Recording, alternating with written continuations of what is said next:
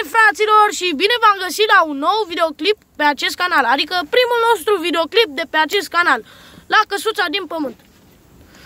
Și aici am făcut focul, afară bate vântul foarte, foarte tare. Și aici, uitați și podeaua. Noi am făcut, nu știu dacă ați văzut pe TikTok, aici am făcut noi chestia asta aici. Aici este o gaură care băgăm lemne și noi am vrea să facem chestia asta aici și să o luăm, să o legăm aici sau să bătem un cui și să facem direct așa și când să punem așa. Dar asta o să facem mai târziu. Am pus aici un ceas și chestia asta aici de design. Și acum o să punem un linoleu aici jos. Imediat o să punem linoleul jos. Aici Alex taie lemne și bate foarte, foarte tare vântul.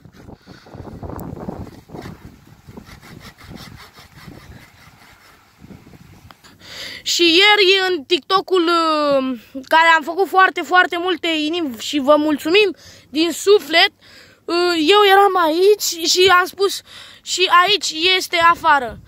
Și mulți am văzut că ați observat. Eu vreau să mă refer că uitați, acolo este afară. Dar eu am spus aici este afară. Da, fraților, și vă mulțumim pentru toate like-urile și toți followerii care ați venit. Am dat follow back la toți. Și nu uitați să vă abonați și pe canalul nostru de YouTube și să dați like.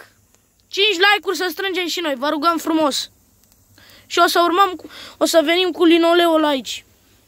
Uitați, am pus aici linoleul și da, am mai pus niște lemne pe foc și o jumătate de linoleu.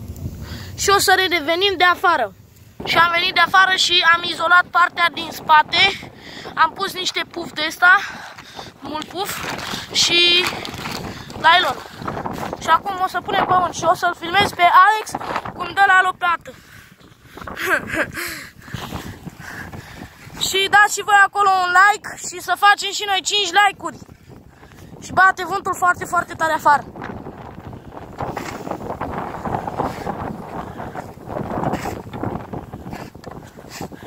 Pe coș iasă fum. Iasă aer. Uitați. Coșul nostru. Lui Alex i-a intrat fumul în ochi. Și o să facem un videoclip o să mai facem încă un videoclip astăzi pe TikTok.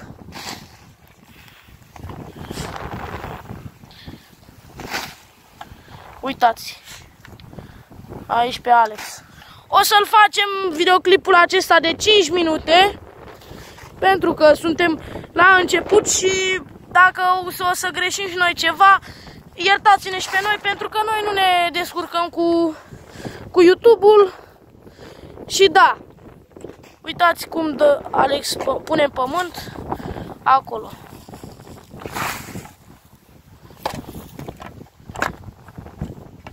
Uitați, pământul foarte tare aici. Sper că m-auziți pe mine. Și vă mulțumim pentru toate like-urile după TikTok, mă scuzați. Gata, Alex a terminat, acum o să intrăm în interior. Și aici am pus o salcie, să sperăm că o să se facă mare peste câțiva ani buni. Și așa se vede și din interior, de afară în interior, mă scuzați. Aici avem niște lemne pentru foc, gaura noastră, și v-am spus, o să facem asta imediat. Sau da, o să facem acum. Și acum o să facem chestia asta.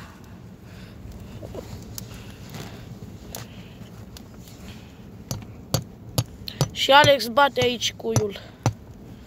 Și e cam gata. Nu pot să urc. Și deja, da, și uitați aici am făcut. Și da, fraților, lăsați un like și abonați-vă.